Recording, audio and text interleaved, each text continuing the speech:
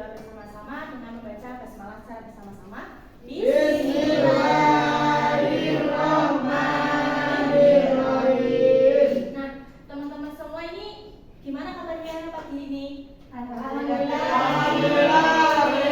Semangat ya nih? Semangat. Semangat?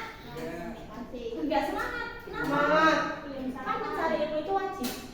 Seperti hadis Ibnu Majah dari Anas bin Malik, talabul ilmi fardhatun 'ala kulli muslimin wal muslimah. Berarti kita harus semangat mencari ilmu. Jangan merasa lelah, karena kalau kalian sekolah aja lelah, maka akan lebih lelah orang yang menyekolahkan kalian. Betul enggak? Betul. Semangat. Nah, baik, Ibu akan terlebih dahulu ya. Ya. Kamalia Nahina, Lutfiatu Nida, kemudian Rama Alvina, berangkat semua ya. Alhamdulillah. Baik.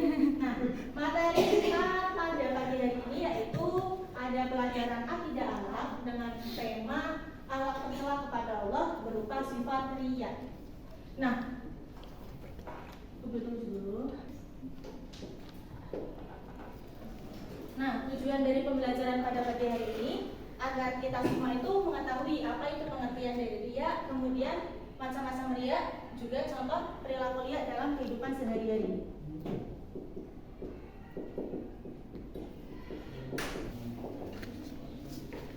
Nah, akhlak tercela kepada Allah berupa sifat riya. Nah, sebagai hamba Allah, kita itu sudah sepatutnya menunjukkan rasa syukur kita kepada Allah itu dengan memperbanyak amal ibadah. Namun harus dilakukan dengan ikhlas. Agar apa? Agar amal yang kita lakukan itu bisa diterima oleh Allah. Akan tetapi masih banyak orang yang melakukan amal ibadah itu tidak disertai dengan ikhlas, melainkan disertai dengan riya. Nah, dari sini kalian ada yang tahu nggak riya itu apa sih? Teman saya itu maksudnya namanya atau perilakunya yang riya? Oh, namanya riya. Ibu kira perilakunya riya. Jangan sampai ya. Karena kan termasuk akhlak. Baik, yang pertama ada pengertian riya dulu ya. Kita bahas. Nah, pengertian riya itu ada dua definisi. Yang pertama secara bahasa, yang kedua secara istilah.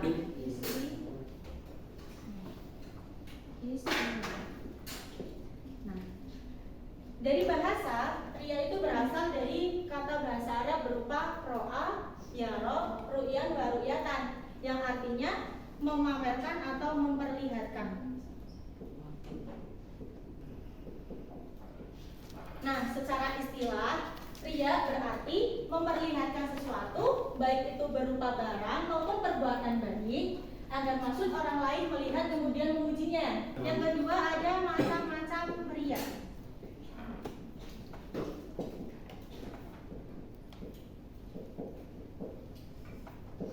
Nah, macam-macam riya di sini ada dua. Ada yang udah tahu? Belum. Yang pertama ada riya jali, kemudian yang kedua ada riya khafi. Yang pertama riya apa? Jali. Yang kedua ada riya khafi. Yang pertama kita bahas riya jali. Riya jali ini ibadah atau kebaikan yang dilakukan secara terang-terangan di depan orang lain. Namun dengan maksud tidak untuk mengagungkan Allah, tetapi agar orang lain itu bisa melihatnya, kemudian memuji. Seperti contoh, ada seseorang bersedekah di masjid, dilakukan di depan banyak orang. Nah, dari sedekah itu agar orang lain melihat, kemudian memuji orang yang bersedekah tersebut. Itu termasuk contoh dari riya jali. Karena apa? Karena dilakukan secara terang-terangan.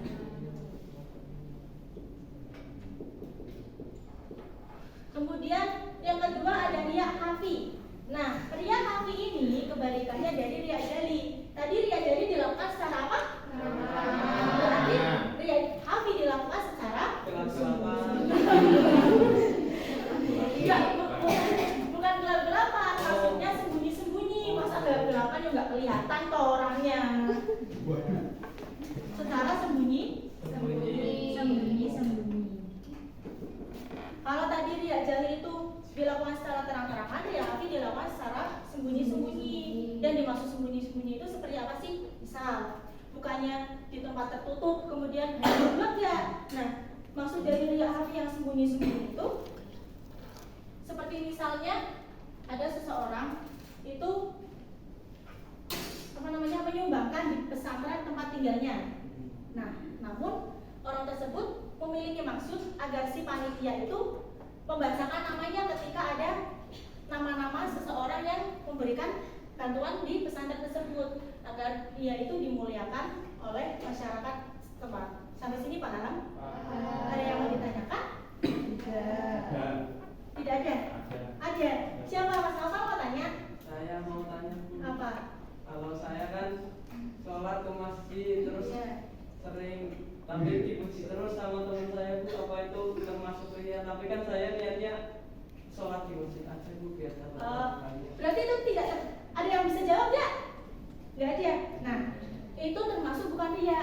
Karena apa? Dari pujian itu diri kita itu tidak merasa diri kita baik.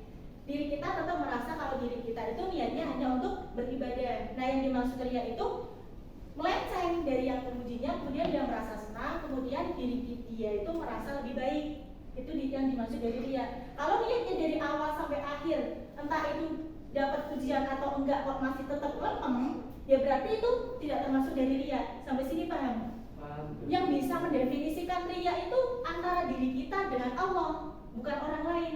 Kalau diri kita dipuji kok gak sombong, masih tetap lurus di jalannya, itu nggak termasuk riya. Tapi kalau kok dipuji melenceng, wah aku dipuji nih senang rasanya, nah itu termasuk dari riya. Paham?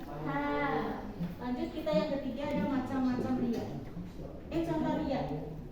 Maaf.